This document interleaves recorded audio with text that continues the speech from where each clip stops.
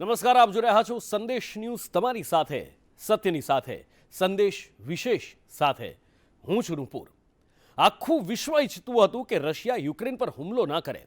આખું વિશ્વ ઈચ્છતું હતું કે યુક્રેન સંકટ ટળે। આખી દુનિયા એવું માનતી હતી કે રાષ્ટ્રપતિ પુતિન માની જશે। યુક્રેનથી લઈને અમેરિકા સુધી તમામને એમ હતું કે રશિયા યુક્રેન વચ્ચે યુદ્ધ નહીં થાય, પણ હથિયારોના જખીરા પર બેઠેલા વિશ્વને હથિયારો વેચતા રશિયાના રાષ્ટ્રપતિ પુતિને કોને ખબર કઈ વાતનું ઘમંડ છે, કયો અહંકાર છે કે તેમણે આખા વિશ્વને, માનવતાને, આંતરરાષ્ટ્રીય નિયમોને નેવે મૂક્યા અને યુક્રેન પર હુમલો કર્યો અને સર્જાઈ વિશ્વયુદ્ધની સ્થિતિ।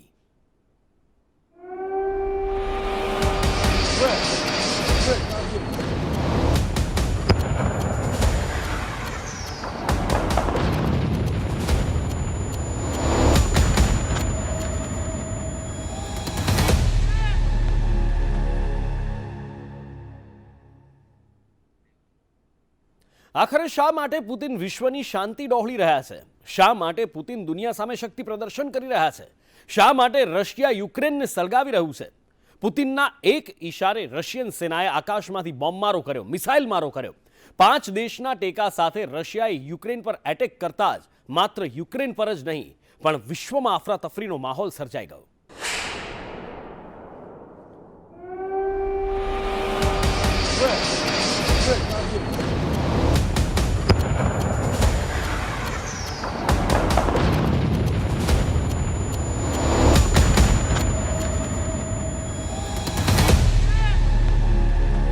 That's a missile! That's a missile! ભય,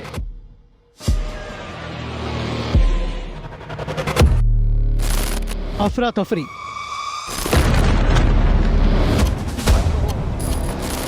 સંકટ, આ તમામથી ઘેરાયું છે યુક્રેન।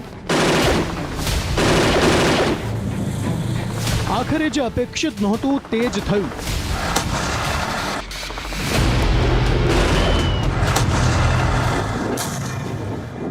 જેનો ભય હતો તે જ થયું। પુતિને પાછી પાની ન કરી, શાંતિ વાર્તાને ઠુકરાવી,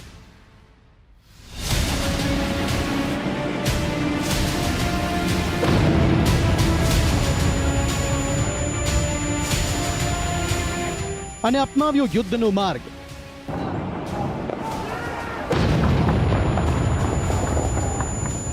યુક્રેન પર આપ્યા હુમલાના આદેશ। આ મિસાઇલ ભલે અત્યારે યુક્રેન પર પડી રહી હોય,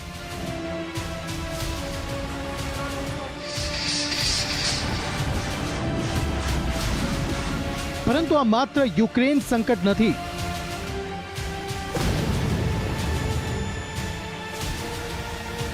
આ માત્ર એક દેશનો સવાલ નથી, આખા વિશ્વનો સવાલ છે।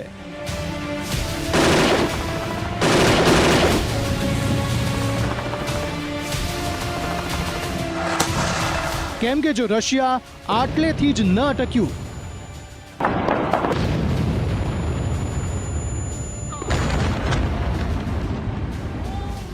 તો થઈને રહેશે વિશ્વ યુદ્ધ।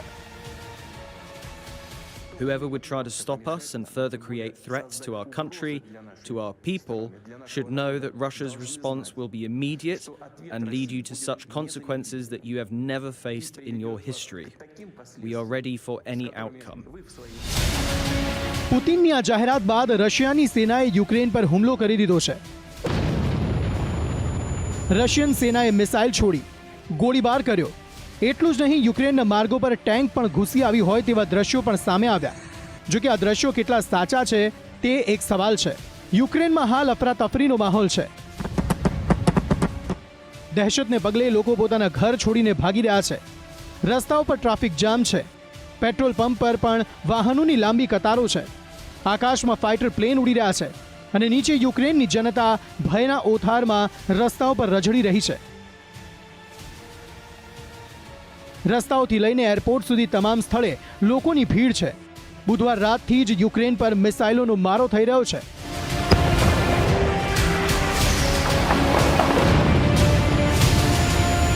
પેરાશૂટ દ્વારા સૈનિકો યુક્રેનમાં ઘૂસી રહ્યા છે.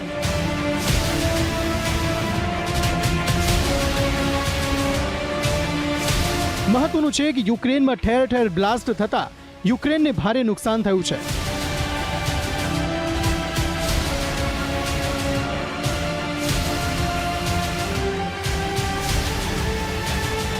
બેલારૂસની સરહદથી યુક્રેનમાં રશિયન સેના ઘૂસી હતી.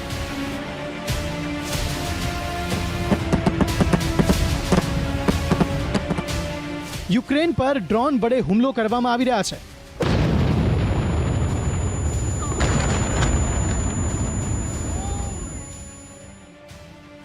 લુહાન્સ્કમાં 5 વિમાન જ્યારે 1 હેલિકોપ્ટરને તોડી પાડવામાં આવ્યું છે.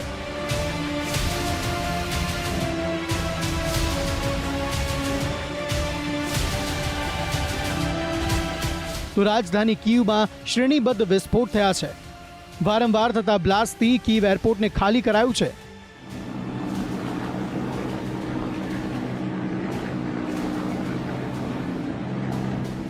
તો યુક્રેનના હવાઈ દળ સૈન્ય બેઝને રશિયાએ નિશાન બનાવ્યા છે.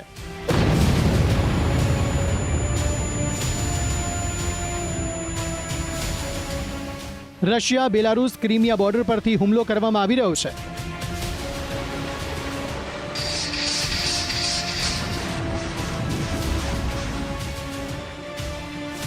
આમ 3 સરહદો પરથી યુક્રેન પર હુમલો થઈ રહ્યો છે.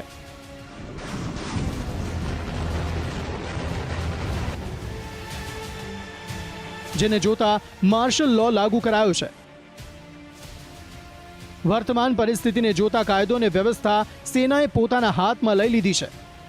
રશિયાની સેના બેલારૂસની સરહદથી યુક્રેનમાં ઘૂસી છે અને યુક્રેનના મોટા ભાગના શહેરોમાં તબાહી મચાવી છે.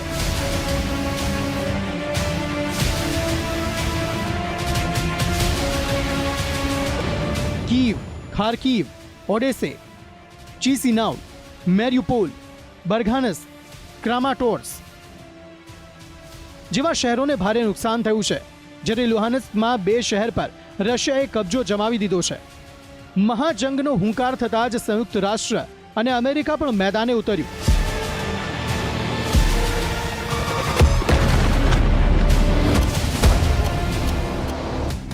સંયુક્ત રાષ્ટ્રએ શાંતિની અપીલ કરી રશિયા હુમલો ન કરે તે દિશામાં ગુહાર લગાવી.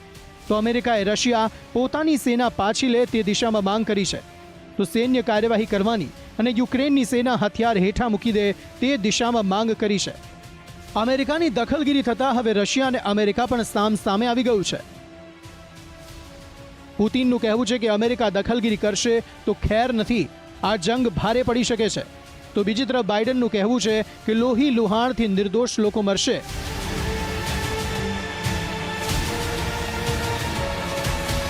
રશિયાએ સૈન્ય કાર્યવાહીનો ખોટો ફેસલો લીધો છે.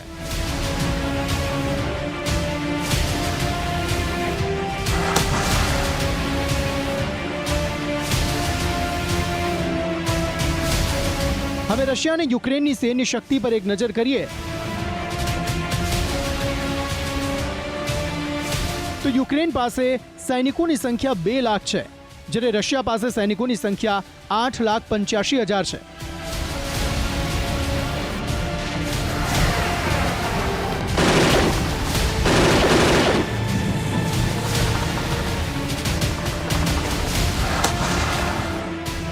યુક્રેન પાસે કુલ જહાજ 318 છે, જ્યારે રશિયા પાસે તેની સંખ્યા 4,173 છે.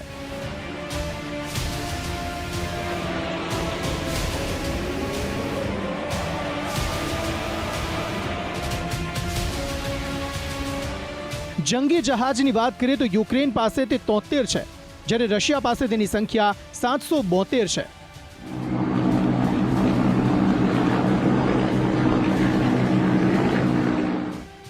લડાકુ હેલિકોપ્ટર યુક્રેન પાસે 34 છે, તેની સામે રશિયા પાસે લડાકુ હેલિકોપ્ટર 544 છે.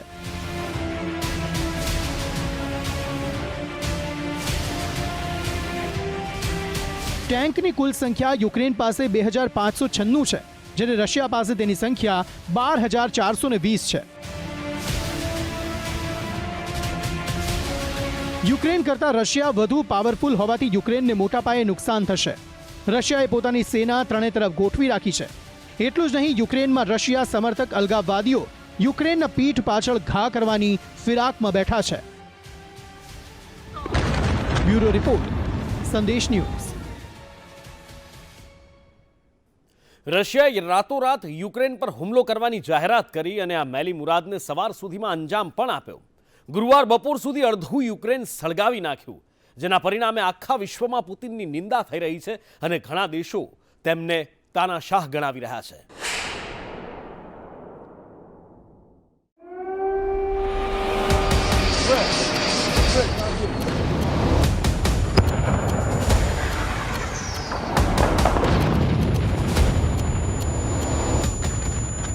યુક્રેન પર રશિયાનો હુમલો. That's a missile! That's a missile! વિશ્વના દેશો આવશે યુક્રેનના પડખે. યુક્રેને માંગી ભારત પાસે મદદ.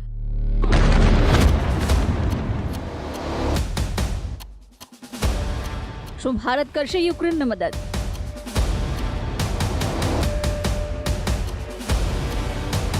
યુદ્ધની સ્થિતિમાં ભારતનો શું રહેશે સ્ટેન્ડ?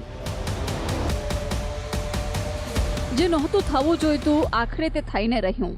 રશિયાએ યુક્રેન પર હુમલો કરી દીધો છે અને યુક્રેન સળગી રહ્યું છે. યુક્રેનના કીવ પર ક્રૂઝ અને મિસાઇલોનો મારો થઈ રહ્યો છે.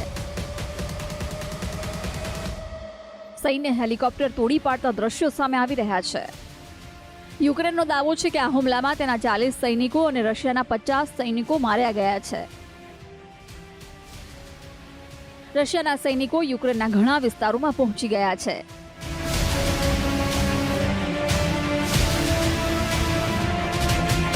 યુદ્ધની સ્થિતિના પગલે યુક્રેનમાં અફરાતફરીનો માહોલ તો છે જ, પરંતુ મોટી સંખ્યામાં ભારતીય નાગરિકો પણ યુક્રેનમાં ફસાયા છે.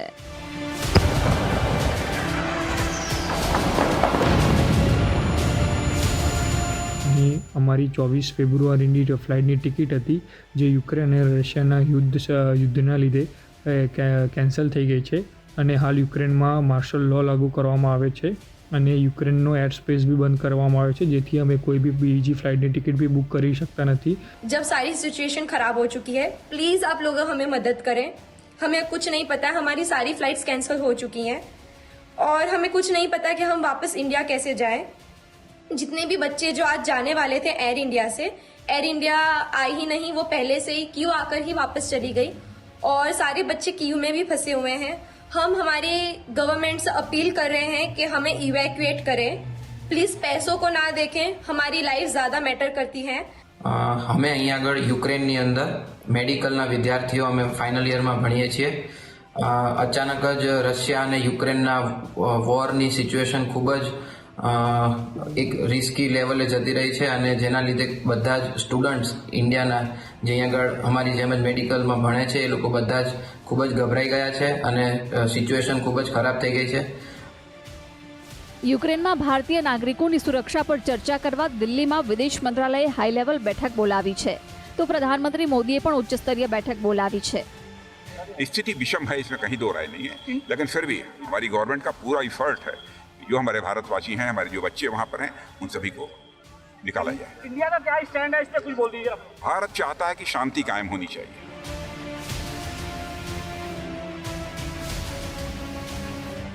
રશિયાના હુમલા વચ્ચે યુક્રેને ભારત પાસે મદદ માંગી છે. યુક્રેનના રાજદૂતે વડાપ્રધાન નરેન્દ્ર મોદીને હસ્તક્ષેપ કરવા વિનંતી કરી છે. યુક્રેનના રાજદૂત ઇગોર પોલિખાએ કહ્યું કે ભારત અને રશિયાના સંબંધો સારા છે. ભારત યુક્રેન રશિયા વિવાદને નિયંત્રિત કરવામાં મહત્વપૂર્ણ યોગદાન આપી શકે છે. અમે વડાપ્રધાન નરેન્દ્ર મોદીને વિનંતી કરીએ છીએ કે તેઓ તરત જ રશિયાના રાષ્ટ્રપતિ પુતિન સાથે વાત કરે અને અમારા રાષ્ટ્રપતિ વ્લાદિમીર ઝેલેન્સ્કીનો સંપર્ક કરે. પુતિન નરેન્દ્ર મોદીની વાત ચોક્કસ સાંભળશે. Ukraine will defend itself and will win.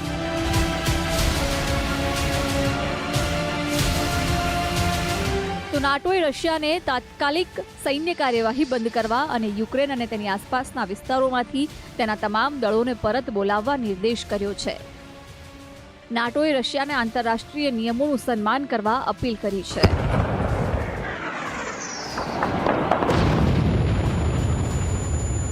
Stand together also in sending a message that we will never accept the brutal violation of international law that we see taking place as Russia now invades Ukraine.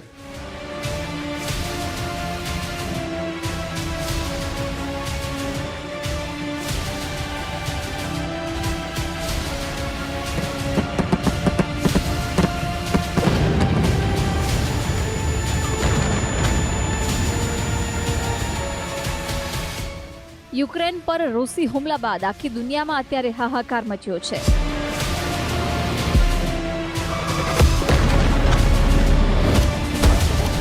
ત્યારે બ્રિટનના પ્રધાનમંત્રી Boris જોન્સને હુમલાની કડક શબ્દોમાં નિંદા કરી છે અને રશિયાના રાષ્ટ્રપતિને તાનાશાહ ગણાવ્યા છે.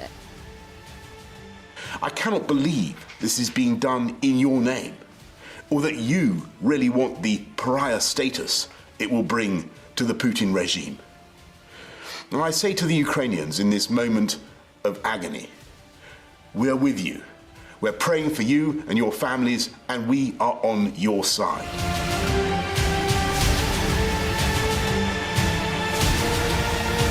રશિયાના હુમલા બાદ દુનિયામાં આર્થિક ભૂકંપ જેવી સ્થિતિ ઊભી થઈ છે. ક્રૂડ ઓઇલની કિંમત $104 પ્રતિ બેરલ થઈ ગઈ છે. ડોલરની સરખામણીએ રૂપિયો 104 પૈસા નીચે પહોંચ્યો છે.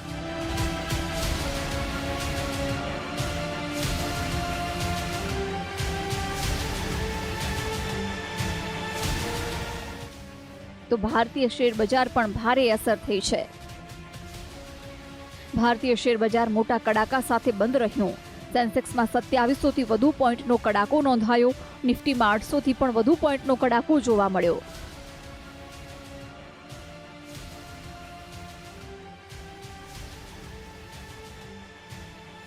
શેર માર્કેટના તમામ ઇન્ડેક્સ ઘટાડા સાથે બંધ થયા. સોનાનો ભાવ 54,000 ને પાર પહોંચી ગયો છે, તો 1 કિલો ચાંદીનો ભાવ 65,000 ને પાર પહોંચી ગયો છે.